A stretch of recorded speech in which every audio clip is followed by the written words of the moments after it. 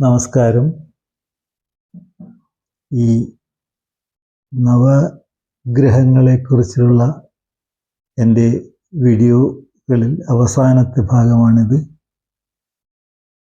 രാഹുകേതുക്കളെ കുറിച്ചാണ് ഇന്ന് ഞാൻ സംസാരിക്കാൻ ഉദ്ദേശിക്കുന്നത്. ഇവ രണ്ടും നിങ്ങൾക്കറിയാവുന്നതാണല്ലോ, ഛായാഗ്രഹങ്ങളാണ്.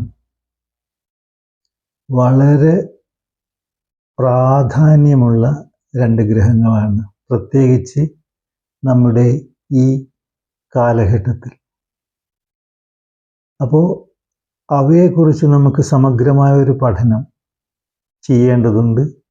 പക്ഷേ എൻ്റെ ഈ ചെറിയ ക്ലാസ്സിൽ അതിൻ്റെ കുറച്ച് ഭാഗങ്ങൾ സ്പർശിച്ചുകൊണ്ട് നമുക്ക് മുന്നോട്ട് പോകാം. ഞാൻ ഈ രാഹുകേതുക്കളുടെ ഫണ്ടമെൻ്റലായിട്ട് അതിൻ്റെ ചരിത്രം, അതിൻ്റെ ഉറവിടം, അത് നിൽക്കുന്നത് പാലാഴി മഥനത്തിലാണ്.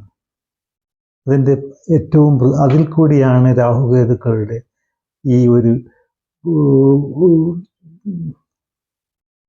ഈ സാന്നിധ്യം വരുന്നത്. ഈ പാലാഴി മഥനം എന്ന പ്രക്രിയ അതൊരു മഹത്തായ പ്രക്രിയയാണ്. ലോകം മുഴുവനും ഇന്ന് അതിനെക്കുറിച്ച് ചർച്ച ചെയ്യുന്നുണ്ട്, റിസർച്ച് ചെയ്യുന്നുണ്ട്. സത്യത്തിൽ എൻ്റെ ഒരു യാത്രയിൽ ഞാൻ ബാങ്കോക്കിൽ പോകാൻ ഇടവന്നിരുന്നു. അതെൻ്റെ മകൻ്റെ ഈ രത്നശാസ്ത്രത്തിൻ്റെ ഉപരിപഠനത്തിനായിട്ടായിരുന്നു. ബാങ്കോക്കിൽ അവിടുത്തെ പ്രധാനപ്പെട്ട എയർപോർട്ട് സുവർണഭൂമി എയർപോർട്ടാണ്. ഞങ്ങളവിടെ ഇറങ്ങി ആ എയർപോർട്ടിൽ പ്രവേശിച്ചപ്പോൾ അവിടെ ഒരു വലിയ ഒരു ചിത്രം കണ്ടു. വളരെ വലുപ്പമുള്ള ചിത്രം, അതിമനോഹരമായിട്ടത് പ്രദർശിപ്പിച്ചിട്ടുണ്ട്. ഞാൻ നോക്കിയപ്പോൾ അത് പാലാഴി മഥനമാണ്. അപ്പം നമ്മുടെ ഈ ഇന്ത്യയിൽ നിന്ന് തുടങ്ങിയ ഈ ഒരു പ്രക്രിയ പാലാഴി മഥനം, അത് വളരെ വളരെ സ്പിരിച്വലാണത്. നമുക്ക് എന്നും അതിനെപ്പറ്റി ചർച്ച ചെയ്യാനും അതിൻ്റെ കാര്യങ്ങളെ പറ്റിയിട്ട് പഠിക്കാനും സാധ്യതയുള്ള ഒരു വിഷയമാണത്. അത് ബാങ്കോക്കിലുള്ള ജനങ്ങൾ, അവിടെ നാട്ടുകാർ അതിന് വളരെയധികം പ്രാധാന്യം കൊടുക്കുന്നു എന്നറിഞ്ഞതിൽ ഞാൻ അത്ഭുതപ്പെട്ടു പോയി. ഇതുപോലെ തന്നെ ഈ യൂറോപ്പിലും പാലാഴി മഥനത്തിനെ പറ്റി പല പഠനങ്ങളും നടന്നുകൊണ്ടിരിക്കുന്നുണ്ട്. നമ്മളും ചെയ്യേണ്ടതാണ്. കാരണം അതിന് പല വശങ്ങളുമുണ്ട്. പാലാഴി എന്ന് പറഞ്ഞാൽ പാലിൻ്റെ കടൽ എന്നല്ലേ. അപ്പോൾ പാലിൻ്റെ കടൽ എന്നുള്ളത് അതൊരു സങ്കല്പമാണ്. ആ സങ്കല്പങ്ങൾ എന്തെല്ലാം തലങ്ങളിലേക്ക് നമുക്ക് കൊണ്ടുപോകാം എന്ന് നമ്മൾ പഠിക്കണം. അമൃത്, എന്താണ് അമൃത്? അതൊരു ഇമാൻസിപ്പേഷൻ, ഏതൊക്കെയോ ചെയ്തിട്ട് ത്യാഗത്തിൻ്റെ ഫലമാണത്. അവിടെ തന്നെയാണ് നമുക്ക് ഈ വലിയ സംഭവ വികാസം ഉണ്ടാകുന്നത്. അത് ഞാൻ കുറച്ച് കാര്യങ്ങൾ പറഞ്ഞു തരാം. അത് രാഹുകേതുക്കൾ എങ്ങനെ വരുന്നു എന്നുള്ളത് ഈ പാലാഴി മഥനത്തിൽ കൂടിയാണ് അതിൻ്റെ ജന്മം. അതിനൊരു കഥയുണ്ട്, നിങ്ങളൊക്കെ അറിയുന്ന കഥയാണ്. എന്നാലും ഞാൻ എൻ്റെ വീഡിയോയിൽ കുറച്ച് കാര്യങ്ങൾ സ്പർശിച്ചിട്ടില്ലെങ്കിൽ അതുമാത്രം കാണാൻ സാധ്യത വന്ന ഒരാൾക്ക് കുറച്ച് കാര്യം മനസ്സിലാകട്ടെ എന്ന് ഉദ്ദേശിച്ചുകൊണ്ടാണ് ഞാൻ പറയുന്നത്. പാലാഴി മഥനത്തിൻ്റെ കാരണം, പ്രധാന കാരണം ഈ ദേവന്മാരും അസുരന്മാരും തമ്മിലുള്ള യുദ്ധങ്ങളാണ്. രണ്ടും കശ്യപ പ്രജാപതിയുടെ മക്കളാണ്. അമ്മമാർ വ്യത്യാസപ്പെടുന്നു എന്നേ ഉള്ളൂ. എന്നാലും സ്വഭാവങ്ങളിൽ ഈ ദേവന്മാരും അസുരന്മാരും ദാനവന്മാരും ഒക്കെ വ്യത്യസ്ത സ്വഭാവമുള്ളവരാണ്. അപ്പോൾ ഈ ഡിഫറെൻ്റ് ആയിട്ടുള്ള സ്വഭാവക്കാർ തമ്മിൽ എന്നും ഒരു സമരം ഉണ്ടായിരുന്നു. അന്ന് സ്വർഗത്തിന് വേണ്ടി, ദേവന്മാർ കൈയടക്കിയ സ്വർഗത്തിന് വേണ്ടിയായിരുന്നു അന്നത്തെ സമരം. പിൽക്കാലങ്ങളിലും നമുക്ക് കാണാം സമരമുഖങ്ങൾ ഈ ലോകത്ത് പല പല വേദികളായിട്ട് തുറക്കപ്പെട്ടിട്ടുണ്ട്. രാമായണത്തിൽ ശ്രീരാമനും രാവണനുമായിട്ടുള്ള ഒരു സമരമുഖം, മഹാഭാരതത്തിൽ ബ്രദേഴ്സ് തമ്മിൽ പാണ്ഡവന്മാരും കൗരവന്മാരുമായിട്ടുള്ള ഒരു സമരമുഖം. ഇനി നമുക്ക് നമ്മുടെ ഈ കാലഘട്ടത്തിൽ നോക്കിയാൽ പല ഏരിയകളിലും പലതരത്തിലുള്ള സമരമുഖങ്ങൾ ഇങ്ങനെ തുറന്നുകൊണ്ടിരിക്കുന്നുണ്ട്. അത് ലോകത്തിൻ്റെ ഒരു ഒഴിച്ചുകൂടാത്ത ഒരു പ്രതിഭാസമാണ്. സർവൈവൽ ഓഫ് ദ ഫിറ്റസ്റ്റ്, അതാണ് അതിൻ്റെ ഒരു നീതി. അപ്പോൾ ഇങ്ങനെ ഒരു പാലാഴി മഥനത്തിന് കാരണം വരുന്നത് ദേവന്മാർ എല്ലാ സുഖങ്ങളും അനുഭവിച്ച് ജീവിക്കുന്നവരാണ്. അവർക്ക് പരാജയവും വളരെ വിരളമാണ്. യുദ്ധത്തിലെപ്പോഴും ഈ അസുരന്മാരുമായിട്ടുള്ള യുദ്ധത്തിൽ ദേവന്മാരാണ് വിജയിക്കുക. അങ്ങനെ സ്വർഗരാജ്യം എന്ന ആ ഒരു സങ്കല്പത്തിൻ്റെ അത് നിയന്ത്രിക്കുന്നത് ദേവന്മാരാണ്. അതിൽ വിദ്വേഷമുള്ള മറ്റൊരു വിഭാഗമാണ് സ്വന്തം രക്തബന്ധമുള്ള അസുരന്മാരും. അങ്ങനെ ഒരു സമയത്ത് ദേവന്മാരുടെ ദേവേന്ദ്രൻ ആനപ്പുറത്തിങ്ങനെ യാത്ര ചെയ്യുമ്പോൾ അതിബലവാനും യോഗ വളരെയധികം ശക്തിയുള്ളതും സ്പിരിച്വലായി വളരെ ഡെവലപ്ഡായും വളരെ ശക്തിയുള്ളതുമായ ഒരു മഹർഷിയുണ്ട്, ദുർവാസാവ്. ഈ മഹർഷിക്ക് ഒരു ദോഷം ക്ഷിപ്രകോപിയാണ്. അങ്ങനെ ആനപ്പുറത്ത് വരുന്ന ദേവേന്ദ്രന് യാത്രാമധ്യേ കാണുന്നു. അവർ കുശല പ്രശ്നങ്ങൾ നടത്തുന്നു. അപ്പോൾ ദുർവാസാവിന് ആരോ കൊടുത്ത ഒരു വളരെ മനോഹരമായ നല്ല മണവും നിറവുമൊക്കെ ഉള്ള ഒരു നല്ല പുഷ്പമാല അത് ദുർവാസാവ് ദേവേന്ദ്രന് സമ്മാനിക്കുന്നു. ദേവേന്ദ്രൻ സംസാരമധ്യേ ഈ മാലയെടുത്ത് ആനയുടെ മസ്തകത്തിൻ്റെ മുകളിൽ വെക്കുകയാണ്. എന്നിട്ട് ദുർവാസാവുമായി സംസാരിക്കുന്നു. ഈ മാലയുടെ അതിശക്തമായ മണം മനോഹരമാണത്. അത് പല ജീവികളെയും ചെറിയ ചെറിയ പ്രാണികൾ ആകർഷിക്കുന്നു. അവ വന്ന് ഈ മാലയെ വട്ടം വെക്കുന്നു. അത് ആനയ്ക്കൊരു ബുദ്ധിമുട്ടായി. ആന എന്ത് ചെയ്തു? ഈ മാല തുമ്പിക്കൈ കൊണ്ടെടുത്ത് നിലത്തിട്ട് ചവിട്ടി നശിപ്പിച്ചു കളഞ്ഞു. ദുർവാസാവിൻ്റെ സാന്നിധ്യത്തിലാണ് ഇത് നടക്കുന്നത്. ക്ഷിപ്രകോപിയാണല്ലോ ദുർവാസാവ്. പിന്നെ ഇതുകൂടി ആയപ്പോൾ മറ്റൊന്നും നോക്കാതെ ദുർവാസാവ് തൻ്റെ ശാപം ഈ ഇന്ദ്രനിലേക്ക് കൊടുക്കുന്നു. നിങ്ങൾ ദേവന്മാർ അശക്തന്മാരായി പോവുക, ആരോഗ്യമില്ലാത്തവരായി പോവുക, വാർദ്ധക്യം ബാധിക്കുന്നവരാവുക, ധനമില്ലാതെയാവുക, ഇങ്ങനെയുള്ള കുറേ ശാപങ്ങൾ ദുർവാസാവ് ദേവേന്ദ്രനും ദേവന്മാർക്കും കൊടുക്കുന്നു. അങ്ങനെ ദുർവാസാവ് പിരിഞ്ഞു പോകുന്നു. ദേവേന്ദ്രൻ്റെ ശക്തി അന്ന് മുതൽ കുറഞ്ഞു പോവുകയാണ്. ധനമില്ലാതാവുക എന്നുള്ള ഒരു വലിയ ശാപമല്ലേ. അപ്പോൾ അവിടെ എന്തുണ്ടായി? സ്വർഗലോകത്തുണ്ടായിരുന്ന ധനത്തിൻ്റെ മഹാലക്ഷ്മി അവിടുന്നും സ്ഥലം വിട്ടു പാലാഴിയിൽ പോയി മറഞ്ഞു. അങ്ങനെ ദേവന്മാർ വലിയ ദുരിതമുഖത്തിലെത്തി. ഇതിനൊരു പരിഹാരമായിട്ട് ഒരുപാട് ചർച്ചകൾ ചെയ്ത് ബ്രഹ്മാവിനെ സമീപിച്ചപ്പോൾ ബ്രഹ്മാവ് പറഞ്ഞു, ഇത് വലിയ സാഹസികതയുള്ളതാണ്, ഇതെങ്ങനെയാണ് ഇതിനെ കൈകാര്യം ചെയ്യുക എന്ന് എനിക്കറിയില്ല, നമുക്ക് വിഷ്ണുവിനെ സമീപിക്കാം. വിഷ്ണു ആണല്ലോ ഈ ലോകത്തിനെ സംരക്ഷിക്കേണ്ട ആൾ. അങ്ങനെ വിഷ്ണു, ബ്രഹ്മാവും ശിവനും എല്ലാം ചേർന്ന്, ദേവന്മാരൊക്കെ ചേർന്നിട്ട് ഒരു പദ്ധതി ആവിഷ്കരിക്കുക. അതാണ് പാലാഴി മഥനം, churning of ocean, milky ocean. അത് ഒരു വളരെയധികം സാഹസികതയുള്ള ഒരു പ്രക്രിയയാണ്.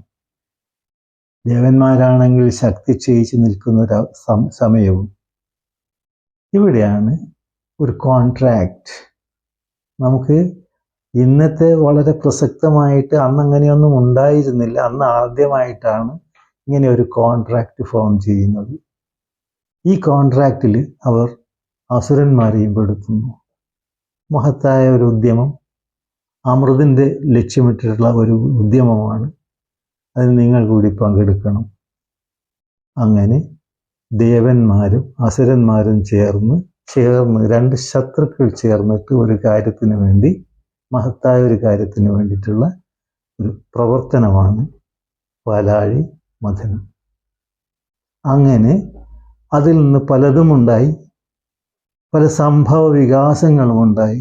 ആദ്യം തന്നെ വന്നത് ഒരു വലിയ ഹലാഹൽ എന്ന് പറഞ്ഞൊരു വിഷമായിരുന്നു.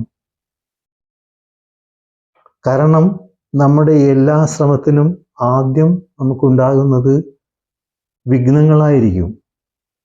അത് പരമശിവൻ്റെയൊക്കെ സാന്നിധ്യത്തിലായതുകൊണ്ട് അതിന് ശുഭമായ ഒരു അവസാനമുണ്ടായി. ലോകത്തിനെ പോലും ഭസ്മീകരിക്കുന്ന ശക്തിയുള്ള ആ വിഷം പരമശിവൻ കഴിക്കുകയാണ്.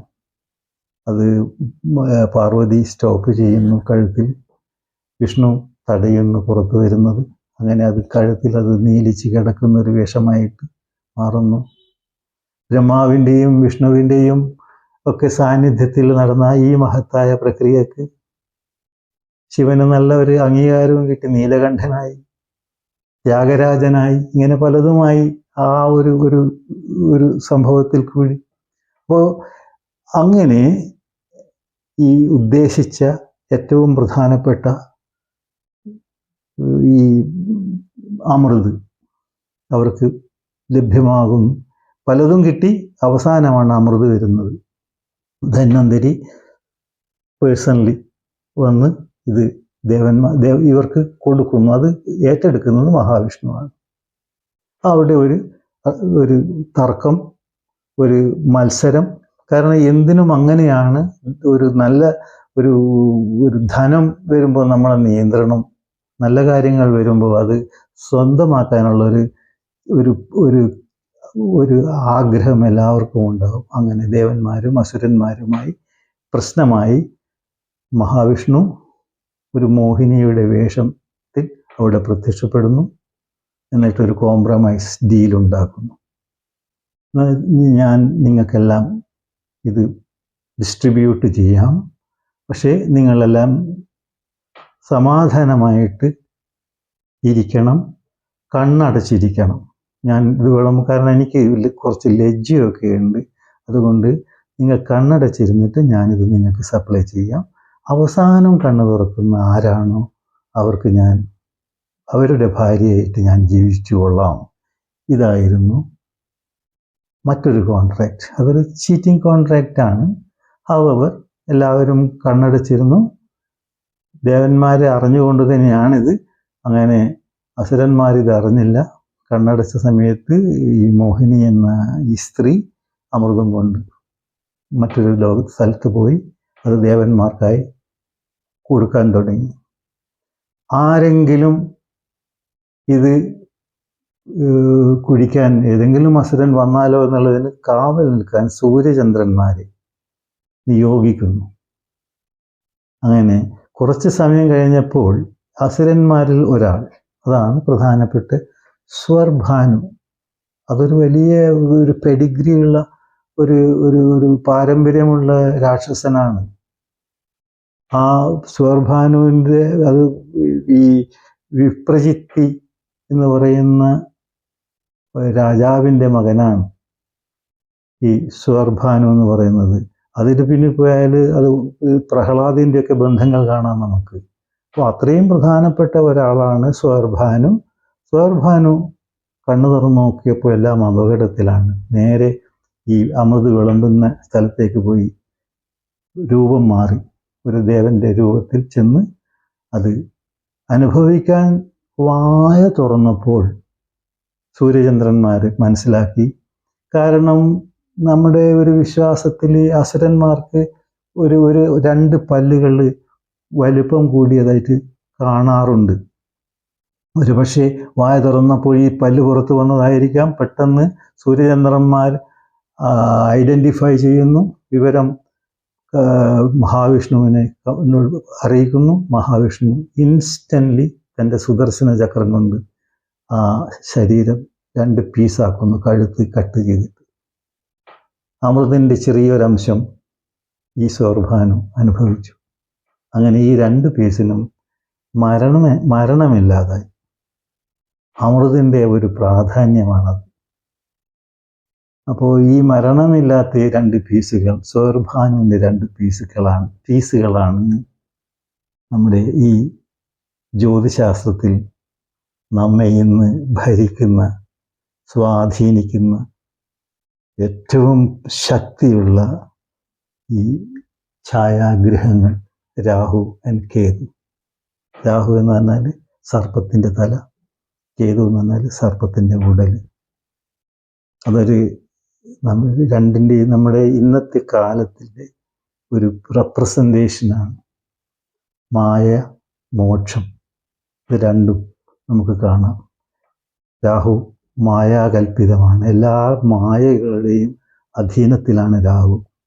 നമ്മുടെ ഈ കർമ്മങ്ങൾ, അത് നല്ലതും ചീത്തയും മുഴുവൻ കർമ്മങ്ങൾക്കും അടിസ്ഥാനം രാഹുവും, കർമ്മത്തിൽ നിന്നുള്ള മോചനം കേതുവുമാണ്. അപ്പോൾ ഈ മരണമില്ലാത്ത ഈ 2 വസ്തുക്കൾക്കും മഹാവിഷ്ണുവും ബ്രഹ്മാവും ആരോ അത് രണ്ടും പറയുന്നുണ്ട്. അവർക്ക് ഈ നമ്മുടെ നവഗ്രഹങ്ങളിൽ ഒരു സ്ഥാനം കൊടുത്ത് സൂര്യചന്ദ്രന്മാരിൽ നിന്നും എബോവായിട്ട് നിലനിൽക്കാനുള്ള ഒരു അനുഗ്രഹവും കൊടുത്തു. അവരാണ് ഈ സൂര്യനും ചന്ദ്രനെയും എന്നും ഇങ്ങനെ നിയന്ത്രിക്കുന്നതും സ്വല്പം ഗ്രഹണങ്ങൾ ഉണ്ടാക്കുന്നതും. സൂര്യചന്ദ്രന്മാരെന്ന് പറഞ്ഞാൽ നിങ്ങൾക്കറിയാം, അത് സൗൾ, ആത്മാവും മനസ്സുമാണ്.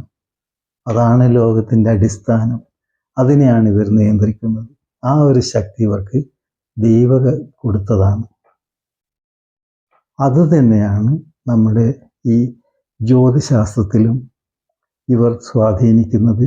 ജ്യോതിശാസ്ത്രത്തിൽ നമുക്ക് ഋഷിമാർ തരുന്ന ചില വഴികളാണ്. നമുക്ക് മോക്ഷമാണ് ഋഷിമാരുടെ ലക്ഷ്യം.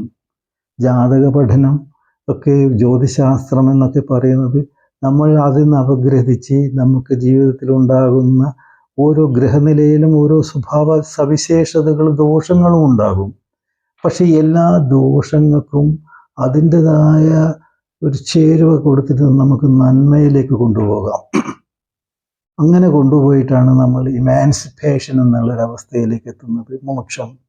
അങ്ങനെ എത്താനാണ് ഈ രാഹുകേതുക്കളെയും നമ്മുടെ ഈ ജ്യോതിശാസ്ത്രത്തിൽ പ്രധാനമായ സ്ഥാനം കൊടുക്കുന്നത്. കാരണം ഈ നമ്മളെ പല സ്വഭാവങ്ങളും രാഹുകേതുക്കളിൽ കൂടി കാണാം. രാഹു എന്ന് പറഞ്ഞാൽ ഒരു റോബർ, ഒരു ഭക്ഷിക്കുന്നയാൾ, സീസർ, പിടിച്ചെടുക്കുന്നയാൾ, ഇങ്ങനെയൊക്കെയുള്ള ഒരു സവിശേഷതകൾ കാണിക്കുന്ന ഒരു ഗ്രഹമാണ് രാഹു. അത് ഛായാഗ്രഹമാണ്. നമ്മുടെ അപ്രതീക്ഷിതമായ ഇത് രണ്ടും ഒരു ഗുണം, രാഹുവിൻ്റെ ഗുണങ്ങൾ പറയുമ്പോൾ അത് കുറേയൊക്കെ കേതുവിലേക്ക് നമ്മൾ കൊണ്ടുപോകണം. പക്ഷേ കേതു മോക്ഷത്തിലേക്കാണ് നമ്മളെ കൊണ്ടുപോകുന്നത്. രാഹു നമ്മുടെ നമ്മുടെ കർമ്മങ്ങൾ, അത് നല്ലതും ചീത്തയുമായ കർമ്മങ്ങൾ, അതിൽ കൂടി ഉണ്ടാകുന്ന അഡിക്ഷൻസ്, ഇതൊക്കെയാണ് രാഹു നമുക്ക് തരുന്നത്. മറ്റത് കർമ്മങ്ങളിൽ കൂടി നമ്മളെ മോക്ഷത്തിലേക്ക് കൊണ്ടുപോകുന്നതാണ് കേതു. ഡിസയർ, രാഹുവിൻ്റെ ഒരു വലിയ ഘടകമാണ് ഡിസയർ. ഡിസയറിന് അത് റൂട്ട് കോസ് ഓഫ് മൈസറി എന്നും ഭഗവത്ഗീതയിൽ പറയുന്നുണ്ട്. അപ്പോൾ ഡിസയർ രാഹുവിൻ്റെ ഒരു പ്രധാനപ്പെട്ട ഭാഗമാണ്. അതുപോലെ തന്നെ ധൈര്യം ആവശ്യമാണ്. പക്ഷേ അത് അതിർകടന്നാൽ, അത് അസ്ഥാനത്തായാൽ അതിൻ്റെ ദോഷങ്ങളും അനുഭവിക്കേണ്ടി വരും. അതാണ് രാഹുവിൻ്റെ സ്വഭാവ സവിശേഷതകൾ. പിന്നെ സ്വാധീനിക്കും ആരെയും രാഹു. ട്രിക്കി വേ, രാഹുവിനുള്ളൊരു സ്വഭാവമാണ്. ട്രിക്കി ആയിട്ടുള്ള വഴികൾ സ്വീകരിച്ചിട്ട് നമ്മൾ സ്വാധീനിക്കും. ആരെയും സ്വാധീനിക്കാൻ ഉള്ളൊരു കഴിവ് രാഹുവിനുണ്ട്. അത് സാധാരണക്കാർക്കില്ലാത്തതാണ്. അതൊക്കെ ആ കാലത്ത് വേണ്ട. ഇന്നത്തെ ഈ കാലഘട്ടത്തിൽ ഇതൊക്കെ പ്രസക്തമാണ്. രാഹുവിന് നമ്മൾ ആട്രിബ്യൂട്ട് ചെയ്യുന്ന സ്വഭാവങ്ങളെല്ലാം തന്നെ ഈ കാലത്ത് വളരെ വളരെ പ്രസക്തമായിട്ടുള്ളതാണ്. അതാണ് അവരെ പറ്റിയുള്ള പഠനം നമ്മൾ സജീവമാക്കണം. അത് പോസിറ്റീവായി നമ്മൾ പഠിച്ചിട്ട് അതിനുള്ള വഴികൾ, അതിൽ നിന്നും അതിനെങ്ങനെ നമ്മൾ കൺട്രോൾ ചെയ്തിട്ട് നമ്മുടെ ഈ ലോകത്ത് ജീവിതത്തിൽ എങ്ങനെ അത് പ്രാവർത്തികമാക്കാം. എന്തും അഡിക്ഷൻ എന്ന് പറയുന്നത് നമ്മൾ എല്ലാം തന്നെ, രാഹു അഡിക്ഷൻ്റെ ഒരു പ്ലാനറ്റാണ്. അഡിക്ഷൻ എന്ന് പറയുന്നത് എന്തും അമിതമായി വന്നാൽ, സ്വാർത്ഥതയിൽ കൂടി ധനസമ്പാദനം, അത് വെറും സ്വാർത്ഥ, എനിക്കും എൻ്റെ ചുറ്റുപാടുള്ള ആൾക്കാർക്ക് മാത്രം എന്നുള്ള ഒരു ശക്തമായ വികാരത്തിലോടുകൂടി സമ്പാദിക്കുകയാണെങ്കിൽ ദാറ്റ് ഈസ് അഡിക്ഷൻ. അങ്ങനെ പലതും ഏത് കാര്യത്തിലും നമുക്ക് കൂടുതലാകുമ്പോൾ അഡിക്ഷനാണ്. അത് രാഹുവാണ്. ആ അഡിക്ഷൻ ഇല്ലാതാക്കലാണ് നമ്മൾ ചെയ്യേണ്ടത്. അത് അങ്ങനെ വരുമ്പോഴാണ് നമ്മൾ മോക്ഷത്തിലേക്കുള്ള യാത്ര വരുന്നുള്ളൂ. നൂതനമായ ചിന്തകൾ അത് രാഹു കേതുക്കളിൽ കൂടിയേ കിട്ടൂ. കാരണം ഇതൊരു നൂതന ആശയമാണ്. അത് ഋഷിമാർ ഈ രാഹു കേതുക്കളിൽ കൂടി നമ്മളിലേക്ക് എത്തിക്കുന്നതാണ്. അപ്പോൾ ആ നൂതനമായ ആശയങ്ങളൊക്കെ രാഹു കേതുക്കളിൽ നമുക്ക് കാണാൻ കഴിയും. നൂതനമായ ആശയങ്ങൾ കാണുമ്പോൾ അത് പണ്ടത്തെ ആ ഒരു ചിന്താഗതി നിലനിർത്തി വരുന്ന ആൾക്കാർക്ക് സ്വീകാര്യമാവുകയും, അതുകൊണ്ടാണ് അവരെ രാഹുകേതുക്കളെ ഒരു ചീത്തഗ്രഹങ്ങളായിട്ടൊക്കെ ചിത്രീകരിക്കുന്നത്. ആക്ച്വലി അവർ പ്രായോഗിക ഗ്രഹങ്ങളാണ്. നമ്മൾ അവരെ യൂട്ടിലൈസ് ചെയ്യണം. പ്രോപ്പർ യൂട്ടിലൈസേഷനാണ് നമുക്ക് വേണ്ടത്. പിന്നെ വഞ്ചന സ്വഭാവമുണ്ട്. അതും ഈ കാലഘട്ടത്തിലുള്ളതാണ്. കാരണം എല്ലാവരും ഇന്ന് നമുക്ക് കുറച്ച് പേരെ വിശ്വസിക്കാൻ പറ്റും, ബാക്കി ഒരുപാട് ആൾക്കാരെ വിശ്വസിക്കാൻ പറ്റുന്നില്ല. കാരണം എന്താണ്? നമുക്കെല്ലാം സ്വാർത്ഥതയുടെ ഡോമിനേഷനാണ്. സ്വാർത്ഥതയാണ് ഇന്ന് ലോകം ഭരിക്കുന്നത്. അത് രാഹുകേതുക്കളാണ്. അപ്പോൾ അതിന് നമ്മൾ മനസ്സിലാക്കണം. അതിനാണ് നമുക്ക് ബുദ്ധി തന്നിരിക്കുന്നത്, വിവേചനം. അത് ഉപയോഗിച്ച് നമ്മൾ മനസ്സിലാക്കിയിട്ട് വിദ്വേഷമില്ലാതെ എല്ലാ കാര്യങ്ങൾക്കും അതിൻ്റെതായ ഒരു റൂട്ട് നമുക്ക് ഉണ്ടാക്കാൻ സാധിക്കണം. ആ ഉണ്ടാക്കാനുള്ള ഒരു വൈബ്രേഷൻ നമുക്ക് ഈ രാഹുവും കേതുവും തരും. രാഹുവിൻ്റെ മാർഗത്തിൽ കൂടി സഞ്ചരിച്ചാൽ അത് ജീവിതത്തിലുള്ള അനുഭവമാണ്. അതിൽ കൂടി നമുക്ക് അതിനെ കറക്റ്റ് ചെയ്താൽ കേതുവിൻ്റെ മാർഗത്തിലേക്ക് നമുക്ക് പോകാം. മോക്ഷം അവിടെ ഉണ്ടാകും. അപ്പോൾ ഈ തൊഴിൽ കാര്യങ്ങളിൽ പറയുകയാണെങ്കിൽ ഇന്ന് കാണുന്ന ആധുനികത അല്ലെങ്കിൽ ഇന്ന് കാണുന്ന എല്ലാ കണ്ടുപിടുത്തങ്ങൾക്കും അടിസ്ഥാനം രാഹുകേതുക്കളാണ്. കാരണം അന്ന് ഈ സ്ഥാനം കൊടുക്കുമ്പോൾ, ഛായാഗ്രഹങ്ങളുടെ സ്ഥാനം കൊടുക്കുമ്പോൾ എബവ് സൂര്യചന്ദ്രന്മാരെന്നാണ് ഈ മഹാവിഷ്ണു ഇവർക്ക് കൊടുത്തൊരു അനുഗ്രഹം. അത് ആകാശമാണ്, ഈഥറാണ്. അവിടെ നിന്നാണ് നമ്മുടെ ആധുനികമായിട്ടുള്ള എല്ലാ കണ്ടുപിടുത്തങ്ങളുടെയും അടിസ്ഥാനം. നമ്മുടെ IT മേഖലയും ആർട്ടിഫിഷ്യൽ ഇൻ്റലിജൻസിയും എല്ലാം തന്നെ ഈ രാഹുകേതുക്കളാണ്. രാഹുവാണ് അതിൻ്റെ ഫണ്ടമെൻ്റൽ ബേസ്. അപ്പോൾ അത് അങ്ങനെയുള്ള മേഖലകളിലൊക്കെ, പിന്നെ നമ്മുടെ ഈ മാധ്യമങ്ങൾ ഇന്നത്തെ ഏറ്റവും പ്രധാനപ്പെട്ടതാണത്. അത് രാഹുവാണ് നിയന്ത്രിക്കുന്നത്. പിന്നെ സാങ്കേതിക വിദ്യകളെല്ലാം തന്നെ, വിദേശ ബന്ധങ്ങൾ, അത് രാഹുവാണ്. അതൊക്കെ ഇന്ന് നിർബന്ധമാണ്. ഇന്നത്തെ ഈ കാലഘട്ടത്തിൽ നമ്മുടെ ചെറിയൊരു വീട് അല്ലെങ്കിൽ നമ്മുടെ നാട് എന്നുള്ള സങ്കല്പത്തിൽ നമുക്ക് ജീവിക്കാൻ പറ്റുമോ? അപ്പോൾ അവിടെ രാഹുവിൻ്റെ സാന്നിധ്യം, പോസിറ്റീവായിട്ടുള്ള രാഹുവിൻ്റെ പ്രവർത്തനം വളരെ നിർബന്ധമല്ലേ? അതുപോലെ തന്നെ പൊളിറ്റിക്സ്. ഇന്ന് പണ്ടത്തെ രാജസങ്കല്പമല്ല. പ്രസിഡന്റും മന്ത്രിമാരും പ്രധാനമന്ത്രി ഇതൊക്കെയാണ് ഇന്നത്തെ രാജസങ്കല്പങ്ങളിൽ വരുന്നത്. അതൊക്കെ ഉണ്ടാക്കുന്നത്, അതിലൊക്കെ സ്വാധീനിക്കുന്നത്, അതിലൊക്കെ ശോഭിക്കുന്നത് എല്ലാം രാഹുവിൻ്റെ ശക്തികൾ ഉള്ളവർക്കാണ്. രാഹു ബലവാനാണെങ്കിൽ ഈ കാര്യങ്ങളെല്ലാം നമുക്ക് മുന്നോട്ട് പോകാം. ഈ മറ്റൊരു കാര്യം റിസർച്ചാണ്. ഏറ്റവും പ്രധാനപ്പെട്ട കാര്യമാണത് റിസർച്ച്. ആ ഒരു മേഖലയിൽ രാഹുവാണ്. കാരണം ഈ കുംഭം രാശി റിസർച്ചിൻ്റെ ഒരു രാശിയാണ്. അവിടെ ശനി ആണ് രാശിനാഥനെങ്കിലും അവിടെ രാഹുവിന് വളരെയധികം സ്വാധീനമുണ്ട്. അതുകൊണ്ടാണ് കുംഭം രാശിക്കാർ ഒരു റിസർച്ച് മൈൻഡഡ് ആയിട്ടുള്ള ആൾക്കാരായി വരുന്നത്. അതുപോലെ തന്നെ നിങ്ങൾക്ക് കാണാം, ഈ വൃശ്ചികം രാശി കേതുവിൻ്റെ രാശിയാണത്. ആ രാശിയിൽ നിങ്ങൾക്ക് കാണാം, അതും ഒരു റിസർച്ചിൻ്റെ രാശിയാണ്.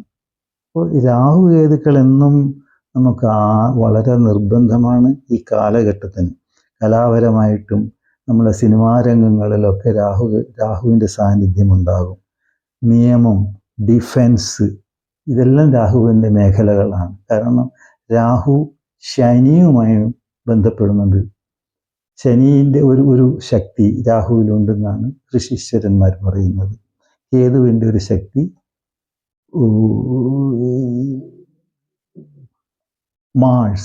കുജൻ്റെ ശക്തി മാഴ്സിലുമുണ്ട്.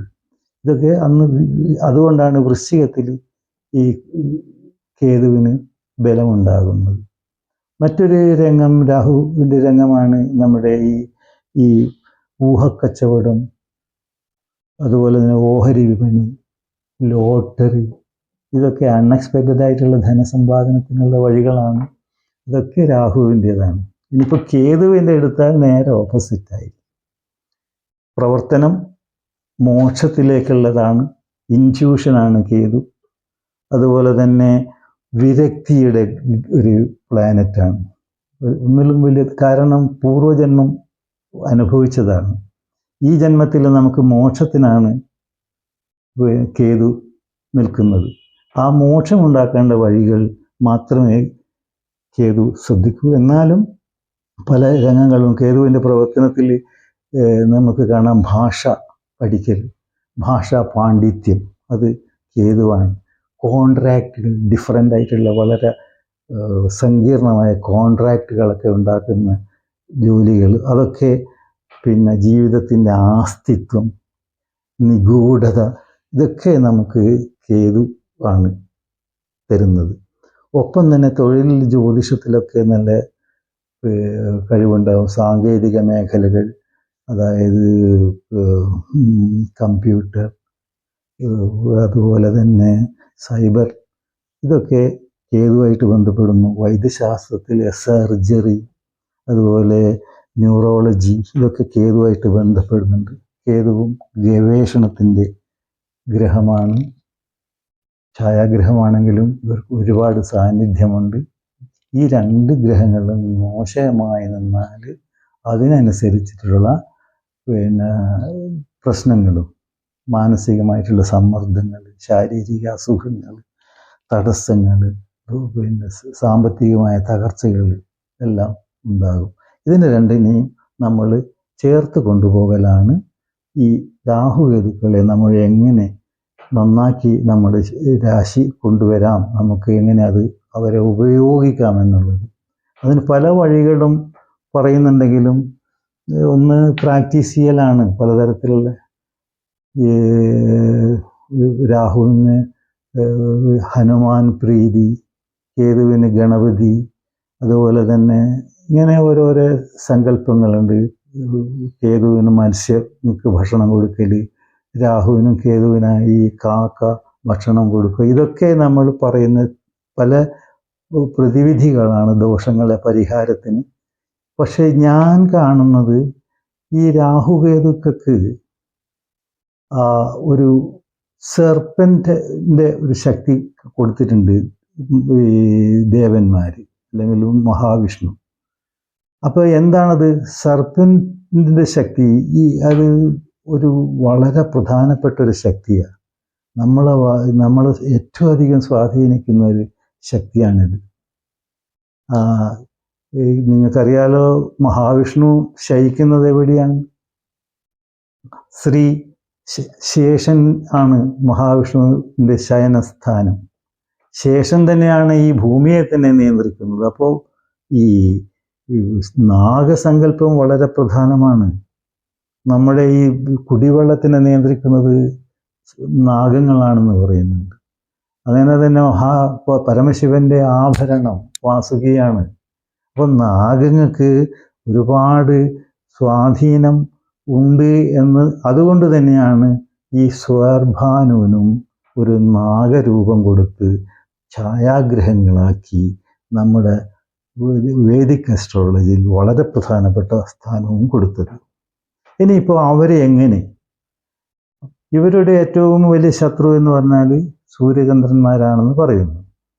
ആത്മാവിൻ്റെയും നമ്മുടെ മനസ്സിൻ്റെയും കാരകത്വമുള്ള 2 ഗ്രഹങ്ങളാണ് ഇവരെ നിയന്ത്രിക്കുന്നത്. അപ്പോൾ അതിനെ നമ്മൾ ശക്തിപ്പെടുത്തുക, സൂര്യനെയും ചന്ദ്രനെയും. അതിനുള്ള ചില യോഗ പ്രാക്ടീസ് നടത്തുക.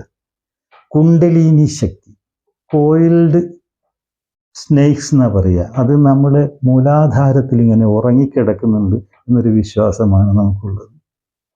ആ കുണ്ടലിനി ശക്തിയെ നമ്മൾ ജ്വലിപ്പിച്ചാൽ രാഹുകേതുക്കളുടെ എല്ലാ ദോഷങ്ങളും നമുക്ക് മാറ്റിക്കിട്ടും. ആരോഗ്യവും സുഖവും സൗഖ്യവും സന്തോഷവും ഒക്കെ നമുക്കുണ്ടാകും. മോക്ഷദായകമാണത്. അപ്പോൾ കുണ്ടലിനി ശക്തിനെ ബലപ്പെടുത്താൻ പല മാർഗങ്ങളുണ്ട്.